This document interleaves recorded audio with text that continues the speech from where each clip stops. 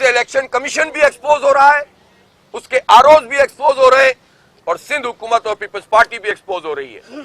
ये जमहूरियत के नाम पर कलंक का टीका बन रहे हैं लोग।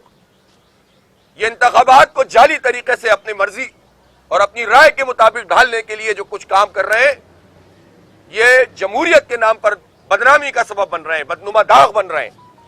इसलिए मैं अब भी कहते हैं कि इलेक्शन कमीशन को बाज आ जाना चाहिए अपने इन सारी चीजों से और उन्हें पार्टी वर्कर के तौर पर एक्ट नहीं करना चाहिए।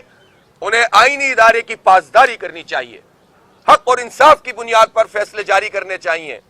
नोटिफिकेशन का पैमाना भी एक होना चाहिए और इंसाफ का पैमाना भी एक होना चाहिए। और यहां पर हाई कोर्ट में तो हमने यही बात की है। अब देखें, बहुत सारे टाउन ऐसे हैं जहां पीपल्स पार्टी का फरमाइशी प्रोग्राम चल रहा है।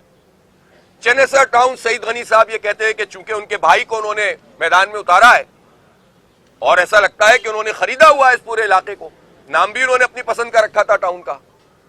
वो तो अल्लामा इकबाल, जो गुलशन इकबाल है, उसको भी कहते हैं कि उसका ताल्लुक अल्लामा इकबाल से नहीं था। बहरहाल चेनेसर टाउन में जब उन्हें बुरी तरह शिकस्त हो गई, उनके भाई एक यूसी में हार गए और दूसरी यूसी के 2 वार्ड हार गए। सिर्फ अपने गोट से उन्होंने वोट पूरे किए। चले, आप जीत गए अपनी जगह पे, लेकिन 2 यूनियन कमेटियां ऐसी थी जहां हारने के बाद इन्होंने रिकाउंटिंग के नाम पर जालसाजी की और उनको अपने नाम कर लिया और इसका नोटिफिकेशन भी इलेक्शन कमीशन से करवा लिया, जबकि उसको पेंडिंग होना चाहिए था। इस तरह टोटल पूरा करके वो अपनी अक्सरियत साबित करना चाहते हैं, जो कि एक फ्रॉड है और ये जमहूरियत के ऊपर एक बदनुमा दाग है। इसी तरह औरंगी टाउन, जहां कोई लेना देना नहीं है पीपल्स पार्टी का, बुरी तरह मुस्तरद कर दिया पीपल्स पार्टी को औरंगी के अवाम ने। सलाम पेश करता हूं मैं औरंगी टाउन के लोगों को।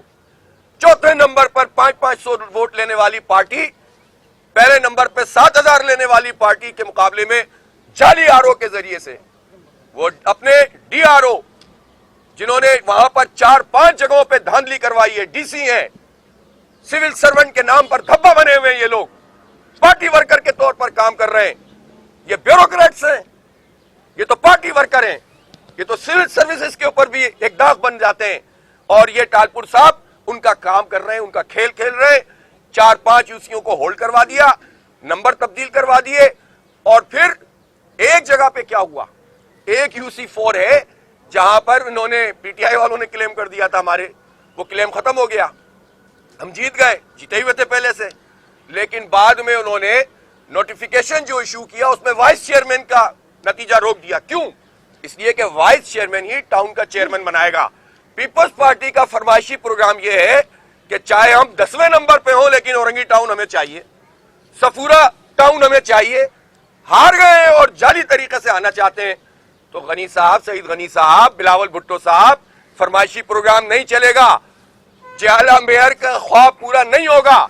जीतना है तो आवाम के लिए काम करते, 15 साल में कराची को डेवलप करते, सिंध का नक्शा तब्दील कर देते, आवाम खुद आपको वोट डालते। आपने तो करप्शन की है, आपने तो लूट मार की है, आपने तो। अमीर जमात इस्लामी कराची हाफिज नईमुर रहमान मीडिया से गुफ्तगू कर रहे हैं, जिस आपने मुलाहिजा किया।